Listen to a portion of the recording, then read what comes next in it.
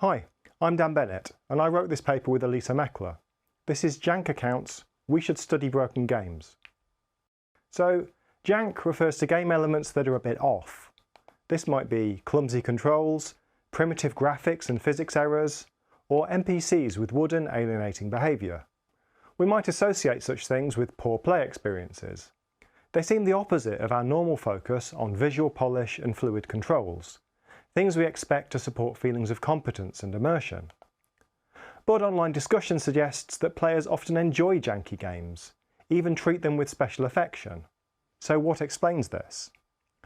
We argue that this is a meaningful question for HCI games, and that understanding it has the potential to shed light on what conditions help players tolerate and appreciate adversity? How do games support reflection and situational awareness? How do games function as aesthetic experiences? We outline 2 lines of research on Jank in HCI games. First, games researchers can draw on existing work on technology breakdown in HCI. Jank often draws attention to the material conditions of gameplay. Rather than immersion, Jank often promotes awareness of the controller, of the fact of playing a game, or the all-too-human labour of the game developers. This recalls a line of discussion in HCI, investigating how breakdowns and seams in otherwise smooth and seamless interactions can support situational awareness, learning and reflection. Games researchers can draw on such work to ask, what kinds of breakdown support productive awareness rather than irritation? What is the trade-off in game experience between immersion and awareness? When and how is broken immersion tolerated and even enjoyed?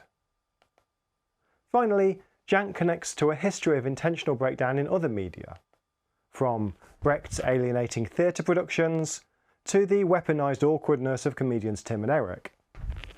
Artists have long since found value in breaking the usual functioning of art forms, and audiences in turn have often found pleasure, humour and meaning in this. Jank in games often seems to function similarly.